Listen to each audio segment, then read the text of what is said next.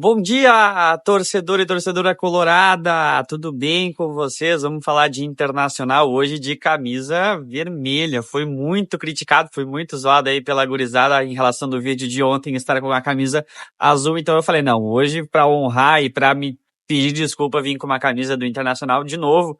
Tô gravando aqui direto do meu trabalho, enfim, antes de começar a minha jornada CLT. Mas enfim, gente, vamos falar de Internacional então. Não tivemos muitas repercussões no dia de ontem, na quinta-feira, mas a gente teve a participação do presidente do Internacional em 2 programas, um deles Vozes do Gigante, e no segundo lá com o repórter Lucas Dias. Confesso que não consegui ver a reportagem, ali a entrevista no programa do Lucas Dias, consegui só acompanhar a entrevista que o pessoal do Vozes do Gigante fez, e é basicamente do que a gente vai tratar aqui. Então, a minha visão do que o presidente trouxe aí na sua fala durante 1 hora ali do vídeo que eles trouxeram no canal deles, lá do Vozes do Gigante, mas também vamos falar, claro, da escolha do árbitro pro Grenal agora do próximo domingo e também da recepção da torcida pro volante Fernando. Mas antes, além já do meu pedido de desculpas de ter vindo com a camisa azul ontem e me redimindo vindo com a camisa vermelha hoje, vou pedir, claro, para vocês a inscrição aqui no nosso canal, né? Então já se inscrevam aí para vocês estarem a par de todas as notícias e informações que a gente vai trazendo do Internacional e da torcida colorada. Lembrando que é um canal feito de um torcedor colorado para os torcedores colorados. Também não esqueçam de deixar o like, de me seguir nas outras redes sociais, que os links estarão aqui na descrição desse vídeo. Bom, gente, vamos falar então a respeito, né, inicialmente ali da escolha do árbitro para o Grenal agora do próximo domingo, o Grenal 4-4-1, que será disputado no Beira-Rio. Lembrando que ingressos já estão esgotados por parte da torcida colorada, só há ainda a disponibilidade da parte ali do setor do Coração Gigante. Então, a expectativa de público é de 45, 47, 48 mil torcedores. Acredito que até domingo esses ingressos se esgotem por completo, não tendo mais nenhuma eventualidade, né, nenhuma oportunidade de adquirir estes ingressos.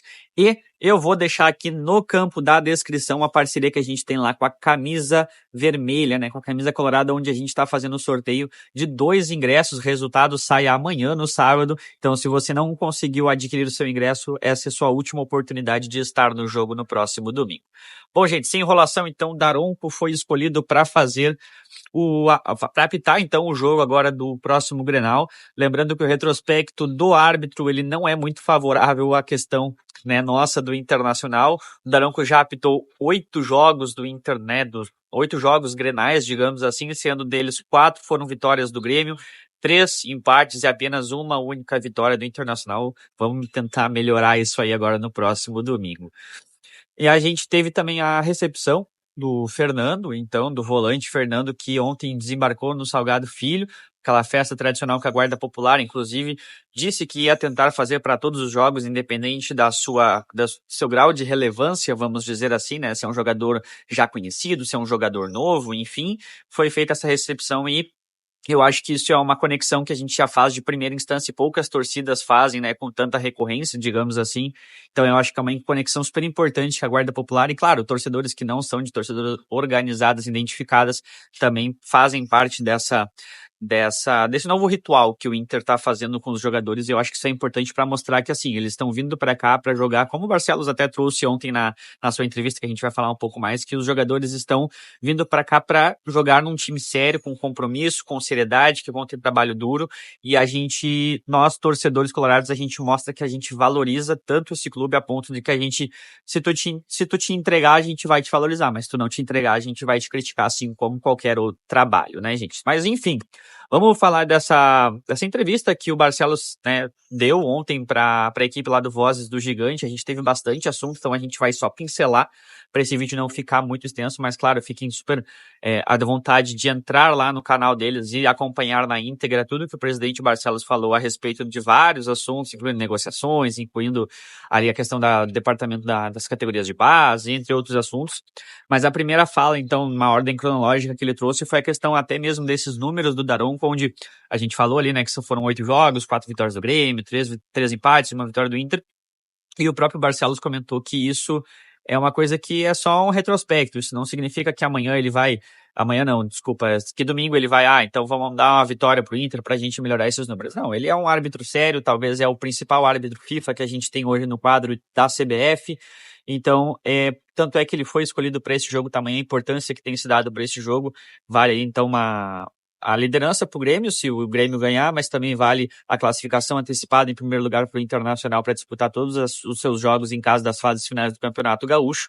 Então, se foi escolhido então um árbitro experiente para a disputa deste jogo. Então, acho que isso ficou basicamente assim numa questão só teórica. Na prática, a gente, pelo menos o Barcelos espera que o árbitro seja tão profissional quanto para não ser o destaque da partida, e sim que seja o Grêmio ou o Inter, independente de quem sair vitorioso dessa partida.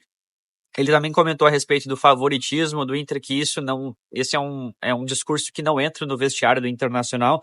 Claro que a torcida muito adota a questão de que o Inter contratou melhor, então a gente pode vir a ser um favorito, a gente tem feito jogos melhores que o Grêmio, a gente está em primeiro, aquela coisa toda, mas o Barcelos disse que isso não entra dentro do vestiário, que no Grenal não existe favorito, e sim só é favorito aquele que vence o confronto. Então a gente só vai saber quem foi o favorito depois das 20 horas, que vai ser quando o jogo vai se dar como encerrado.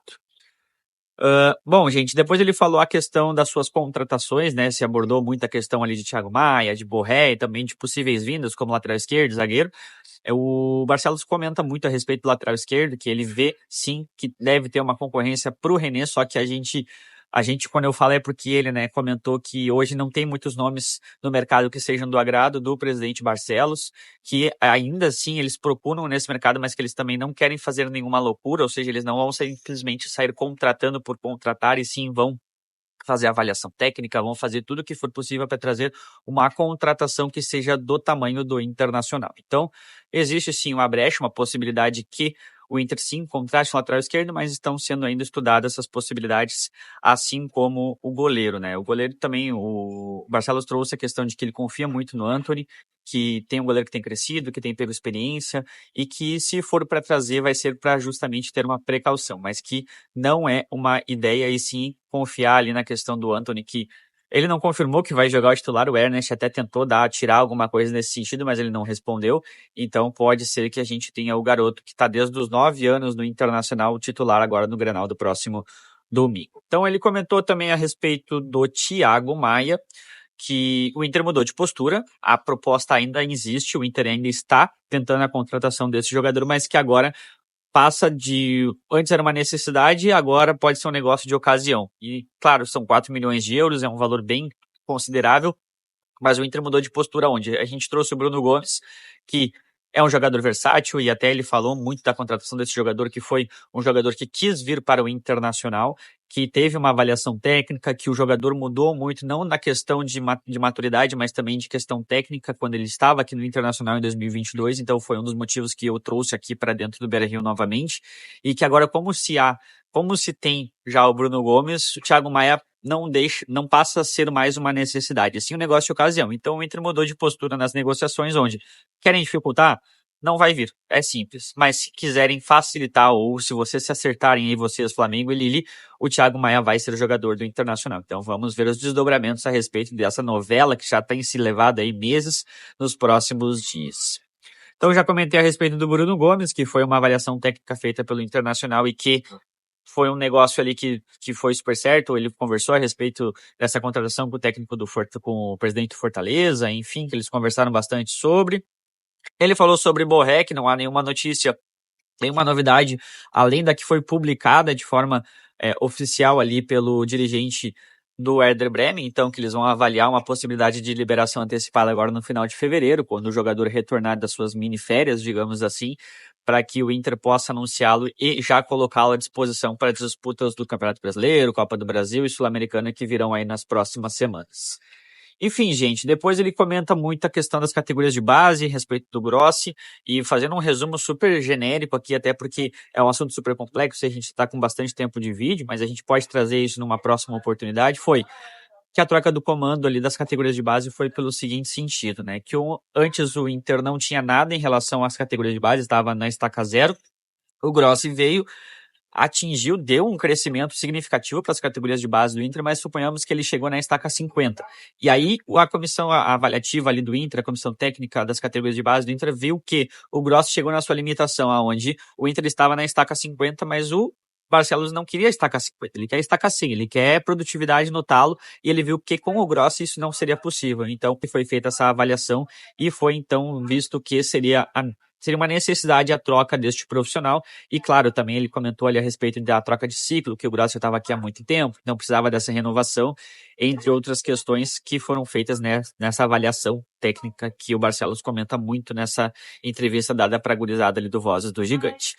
E para finalizar, eles entram dentro do assunto ali da questão da assinatura da Libra com a Globo. Então, como é que estão esses direitos televisivos que serão tratados aí nos próximos 5 anos, que em resumo, assim, não se tem ainda nada definido. Se tem muita especulação ainda no mercado, que ainda está sendo discutido, mas que no ponto de vista do Barcelos, eles querem lutar pelos direitos iguais, onde todo mundo tenha o mais próximo de valores possíveis para cada jogo. Então vamos supor que 8 dos 20 que disputam o Campeonato Brasileiro, 11, 12 que disputam do Campeonato Brasileiro, tenham os mesmos valores ou as mesmas oportunidades para que se não tenha essa desigualdade que hoje se tem aí no mercado competitivo do futebol profissional aqui no Brasil.